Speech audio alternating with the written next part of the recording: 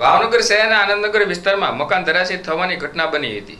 Housing બોર્ડમાં મકાનો લાંબા સમયથી ખાલી પડ્યા હોય અને જર્જરિત બની ગયા હોય, જેમાં એક મકાન અચાનક ધરાશયી થતા સ્થાનિક લોકોમાં ભયનો માહોલ ફેલાયો હતો અને લોકો દ્વારા આ અંગે ઝડપથી કાર્યવાહી કરવા આવે તેવી તંત્ર પાસે માંગ કરાઈ હતી।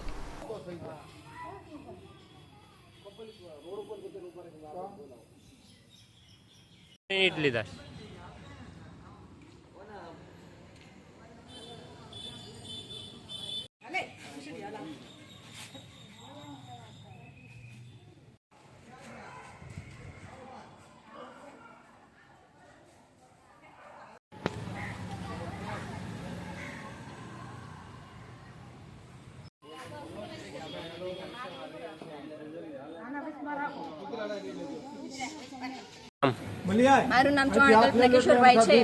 અમે અહીંયા 2 વર્ષથી જોઈ રહ્યા છીએ કે 3 માળિયું જર્જરિત છે। હજી સુધી કાંઈ કરવામાં આવ્યું નથી। અમે બીએમસીમાં હાઉસિંગ બોર્ડવાળાને નોટિસ આપી છે, પણ હજી સુધી કાંઈ 3 માળિયાનો કાંઈ નિકાલ જ નથી કર્યો। ત્યાં લાઇટ કાઢી નાખી છે તોય હજી સુધી કાંઈ ધરાશય કરવામાં નથી આવ્યું। એટલા માટે અમે માંગ કરીએ છીએ કે ધરાશય કરી નાખો, કારણ કે અમારા અહીંયા અવર જવરનો રસ્તો છે, અમારા નાના ભાઈ છે, નાની બહેનો છે, મારા પપ્પા મમ્મી બધા અમારે આ રસ્તેથી તમારે જવાનું હોય છે।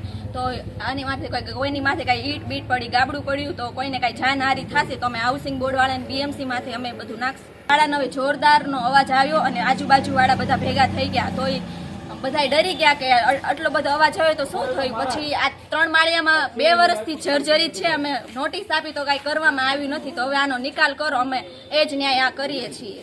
વચ્ચેથી આખો પડી ગયો છે, તોય હજી હાઉસિંગ બોર્ડવાળા બીએમસીવાળાએ કાંઈ પડી જ નથી ને, કાંઈ અહીંયા એ લોકોને નથી પડી। હવે અમને તો પડી હોય ને, અમારા નાના ભાઈઓ બહેનો એને અહીંયા આવવાનું, અમારા ગલ્લીવાળા હોય, બીજા આજુબાજુવાળા ગલ્લીમાંથી આવે, તો હવે એ લોકોને કાંઈ થશે તો સરકારને તો એના ઘરની પડી છે, તો અમને અમારા ઘરની નહીં પડી હોય।